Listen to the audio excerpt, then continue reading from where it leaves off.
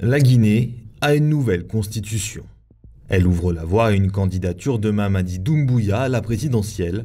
Le référendum du 21 septembre a débouché sur un plébiscite. 89% des électeurs ont répondu oui. Ce vote est le premier acte concret de la fin de la transition, le premier appel aux urnes depuis le coup d'État de Mamadi Doumbouya contre Alpha Condé en septembre 2021. Les Guinéens ont-ils voté en faveur de ce texte voulu par la junte ou se sont-ils déplacés pour accélérer la fin de la transition ? Les résultats qui ressortent, c'est que les Guinéens veulent cette nouvelle constitution. Voilà, après, c'est un signe positif en tout cas envers le pouvoir en place, donc les militaires qui dirigent la transition. Mais par ailleurs, il faut préciser qu'il n'y a aucune surprise et qu'en réalité, tout le monde s'attendait à ce qu'il y ait un plébiscite du oui. Mais si le oui l'a largement emporté, les conditions dans lesquelles le scrutin s'est déroulé ont provoqué la polémique. Le pouvoir en place a décidé de tout centraliser. Bala Samora, qui est le haut commandant de la gendarmerie, il a déployé 45 000 hommes, donc 45 000 gendarmes, sur l'étendue du territoire national le jour de l'élection.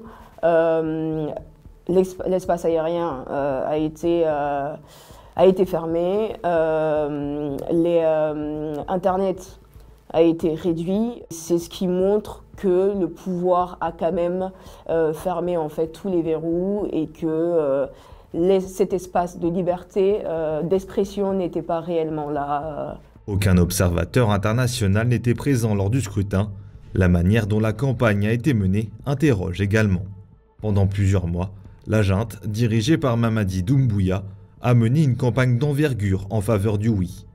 En face, les principaux leaders de l'opposition, pour la plupart en exil, ont appelé au boycott. Toutes les communes sont dirigées par des gens nommés par les administrateurs territoriaux. C'est à eux que revient la tâche d'organiser le scrutin. Donc, ceux-ci, dans un pays où la fraude est fortement ancrée, ceux-ci ne peuvent pas faire en sorte que les voix contraires soient exprimées ou en tout cas prises en compte.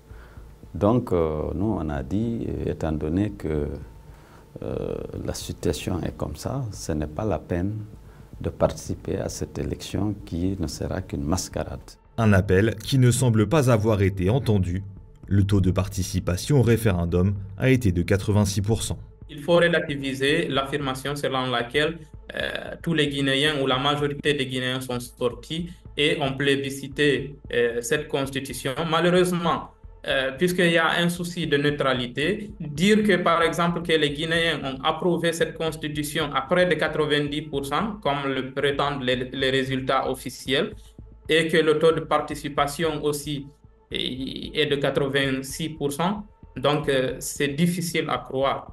C'est vraiment parce que vous ne pouvez pas réduire le poids politique des opposants d'aujourd'hui. Vous prenez le président Alpha Condé, l'ancien président de Guinée, vous prenez son ancien principal opposant Cellou Dalein Diallo, Sidia Touré, en plus des autres organisations de la société civile. On ne peut pas réduire le poids politique de toutes ces personnalités, de toutes ces formations politiques à 10%, comme le prétendent les résultats officiels. Ce serait vraiment incompréhensible.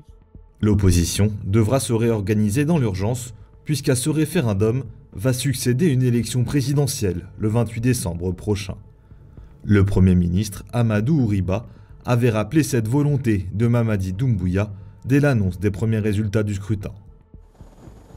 Une nouvelle étape s'ouvre, celle de la poursuite de la mise en œuvre du processus de retour de manière complète à l'ordre constitutionnel, à savoir les élections telles que je l'ai indiqué tout à l'heure, présidentielles, législatives, communales, sénatoriales et régionales.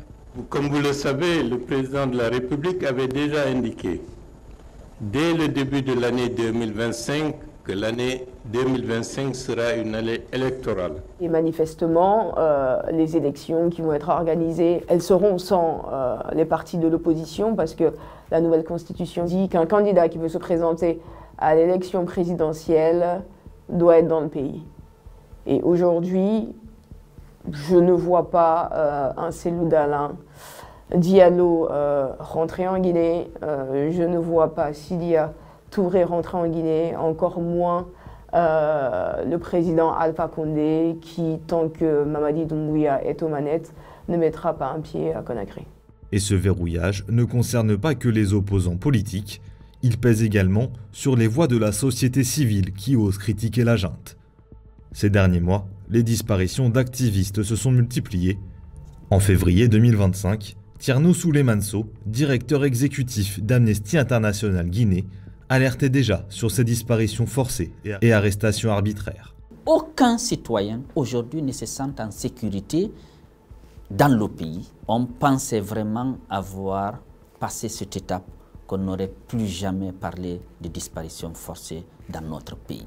En l'occurrence, contre des défenseurs des droits humains, Fonike Mengue, Biloba, qui disparaissent le jour, comme par hasard, qu'ils ont appelé aux populations guinéennes de porter des t-shirts pour demander quelque chose.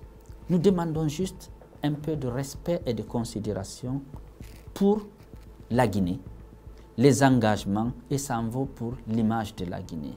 C'est un secret de polichinelle. Mamadi Doumbouya sera candidat lors de la présidentielle si au lendemain du référendum, il n'avait toujours pas officialisé sa candidature. Elle ne fait plus de doute. C'est d'ailleurs l'une des critiques portées par l'opposition. La charte de la transition prévoyait que les membres de la junte ne pouvaient pas se présenter à des élections. Or, la nouvelle constitution le permet. Il garde le silence parce qu'il a le luxe de garder le silence, parce qu'il contrôle tout. Plus il garde le silence, mieux c'est, parce que concrètement, la campagne autour de Mamadi Doumbouya est organisée via les fonds étatiques, parce qu'il est au pouvoir, parce que ce sont ses proches, le gouvernement et les ministres autour qui font campagne. La Constitution permet une candidature indépendante.